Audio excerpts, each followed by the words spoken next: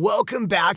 This here's episode 7 of our Good Guy with a Gun Stops Bad Guy series.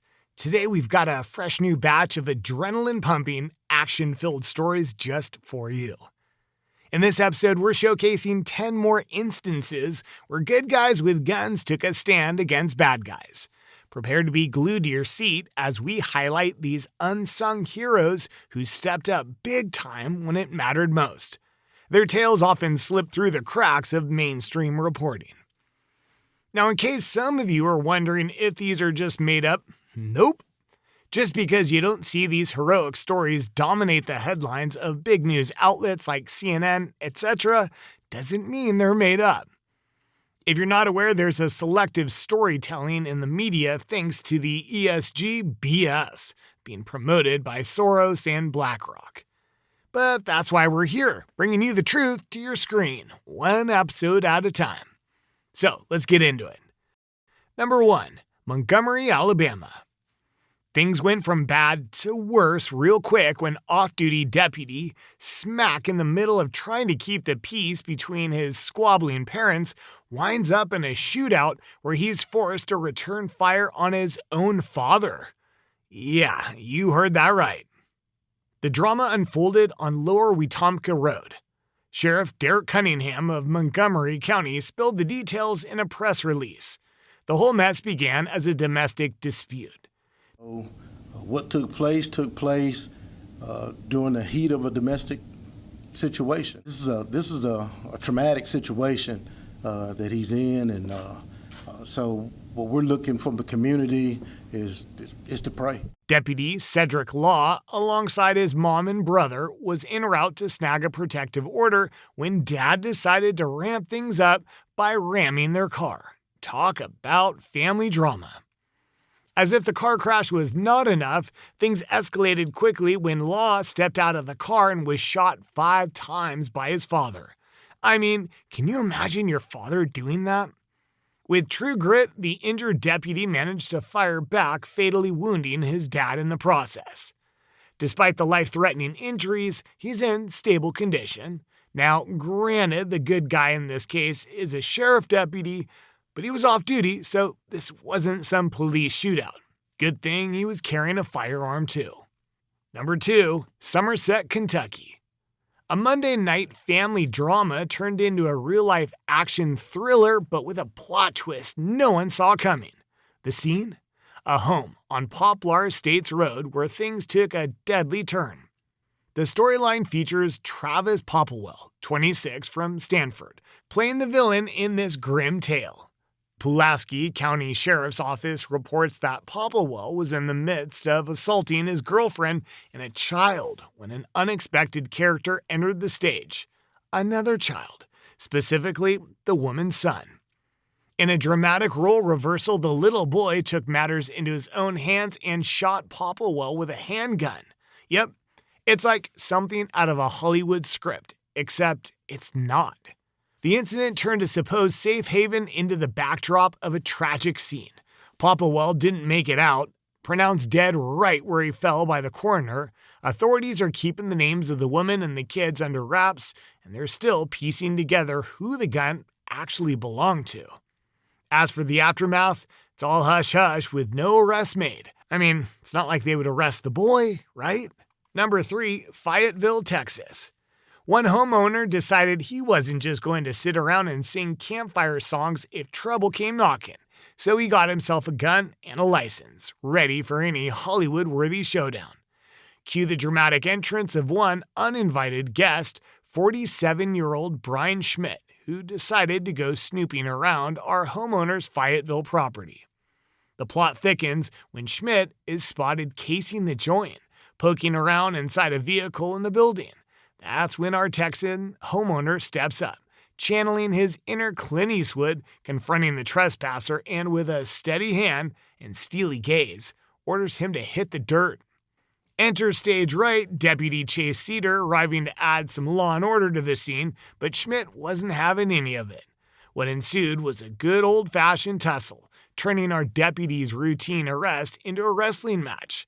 Thankfully, 2 quick-thinking citizens from the residence jumped into the fray, helping to pin down Schmidt. He was booked on charges of burglary of a building and resisting arrest and whisked off to the Dan R. Beck Justice Center, where he was handed over to the loving arms of a local jail staff. Number 4, Nashville, Tennessee. A homeowner turned his Saturday morning coffee time into a scene straight out of an action flick. Here's this scoop. Anton Cosby, 32, allegedly thought it'd be a good idea to play burglar at a home in the Trinity Hills area. Just before the crack of dawn, he started his amateur hour by banging on doors and windows, disrupting the peaceful morning vibes. The homeowner, not exactly thrilled to have his family wake-up call courtesy of a wannabe intruder, grabbed his firearm and turned into a reluctant action hero. He repeatedly told Cosby to beat it and even warned that he was locked and loaded. Cosby, apparently missing the exit stage left cue, broke the kitchen window and tried to make an entrance instead. That's when our homeowner gave him a lead welcome. One shot to the arm. Cosby wasn't just quick to drop his own gun by the kitchen sink, he also made a swift exit. Police found him not too far away, playing tough until they tried to patch him up, at which point he got all combative again. After a trip to Skyline Medical Center for his non-critical boo-boo, Cosby's slated for a series of serious charges, including aggravated burglary and possession of a firearm during a felony. Meanwhile, our homeowner? Yeah, he's off the hook, with the district attorney confirming it was all in self-defense. So, no charges for him, just an unforgettable Nashville morning. Number 5, Las Vegas.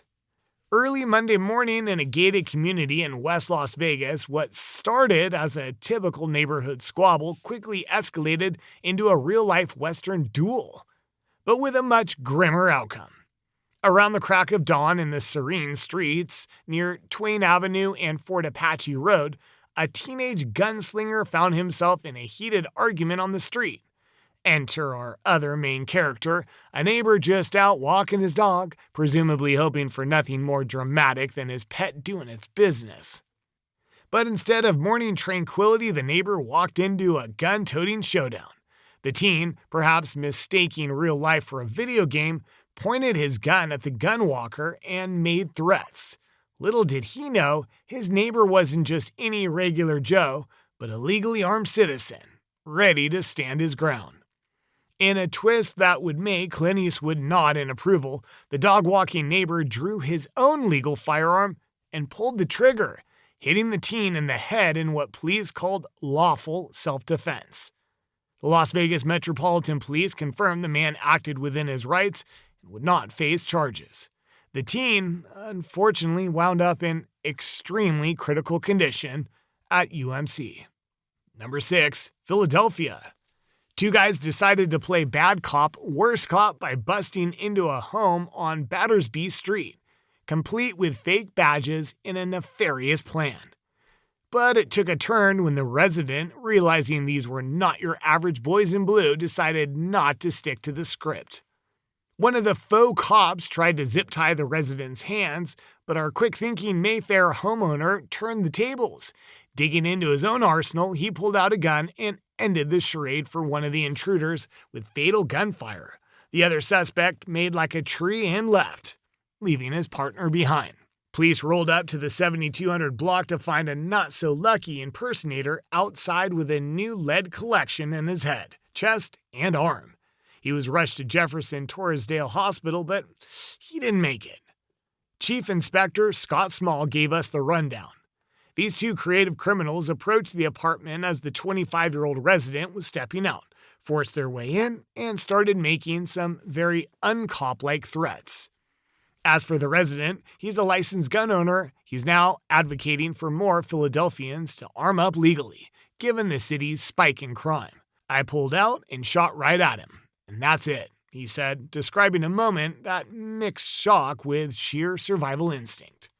Number 7, Atlanta, Georgia. A quintet of teens, some were armed, decided to up their street cred with some Grand Theft Auto, Hollywood style. But their lead actress wasn't playing her scripted damsel in distress role. Instead, as she sat in her car on Willow Lake Drive, she pulled a plot twist by whipping out her own legal firearm and trading bullets with the wannabe carjackers. Though she caught a bullet, they couldn't steal her car, so they bolted. The saga didn't stop there. Mere hours later, these ambitious amateurs tried again at the Harrison Apartments on Roswell Road, waving around what looked like AK-47s and making off with a blue 2019 Kia Forte. Brookhaven police ended their joyride on Chamblee Tucker Road. 2 hours later, the cops had corralled our not-so-smooth criminals, including 3 16-year-olds and 2 17-year-olds, nabbing them on a smorgasbord of charges and recovering 2 weapons to boot. Number 8. Longview, Texas. A woman named Lacey Anderson faced down a not-so-friendly neighborhood intruder with a .22 rifle. The showdown happened after Anderson told Matthew Dylan George, notorious for his less-than-neighborly visits, to scram from her porch. Unfazed, George took his bad manners a step further, trying to punch through her sliding glass door. Armed and not particularly amused, Anderson gave George fair warning, only to find him undeterred and literally crashing through. It was go time. Anderson, rifle in hand, toggled off the safety and delivered a shot that finally got the message across, prompting an ouch from George as he reconsidered his life choices. Get off my porch and go home, and I'm getting the gun. And so I proceed to go get the gun. I think that maybe he'll be gone, or at least walking home when I come back. Holding a .22 rifle, she opened the inside door. He was standing right there at the glass door. And so I said, leave now. I'm tired of telling you, I'm sick of it. The bullet took a tour from George's arm to his hip, leading to an urgent rendezvous with local law enforcement and medical personnel. The Harrison County Sheriff hailed Anderson's actions as a textbook case of the Second Amendment at work. Meanwhile, Anderson, not aiming to end a life but to protect her own, expressed relief that the encounter didn't turn deadly. As he's stepping in the door, I hold the gun up. And he didn't even, it was like it didn't faze him that I even held the gun up. But so I pull the trigger, and I realize it's on safety. Post-hospital stint, George was booked on charges of burglary with intent to commit assault. As for Anderson, she faced no charges. Number 9. Paradise, Nevada. What started off as a terribly awkward reunion turned into a Wild West standoff. A woman was at her home with her boyfriend and their 3 kids when her ex-boyfriend decided to crash the party. After making an uninvited entrance into her home, he found himself staring down the barrel of her gun and decided to make a quick exit, but not for long. Like the worst boomerang you can imagine, the ex came back, this time packing his own heat. Drama escalated when he pressed his gun to the current boyfriend's head, probably thinking he had the upper hand. He thought wrong. The woman, not one to watch this horror movie play out, took her shot, literally, striking him in the head and ending the threat permanently. Las Vegas police responded to the Seasons Avenue scene. According to Lieutenant Ray Spencer, all signs point to self-defense. Number 10. St. Paul, Minnesota. A man fatally shot his daughter's ex-boyfriend who obviously missed the memo on how breakups work and decided to kick down the front door. This wasn't just any ill-timed visit. The ex had a rap sheet with a history of domestic violence stretching back to 2006 and was currently wanted on more of the same charges. The scene unfolded at an apartment on Hewitt Avenue, smack in the Hamlin Midway neighborhood. Apparently the new hot spot for middle-of-the-night drama. Responding to a call about a break-in turned shooting, St. Paul police arrived to find a not-so-happy reunion had taken place. The father, 56-year-old man, played the unlikely hero when he shot the ex-boyfriend who had threatened his daughter after forcefully making his entrance. The intruder, a man in his 30s, was found in the apartment with multiple gunshot wounds and didn't make it, pronounced dead right there by paramedics. Post-shootout, the protective dad was whisked away to police headquarters for a chat but was later released. The streets of St. Paul were a bit safer, thanks to a dad who definitely wasn't handing out any fatherly advice that night.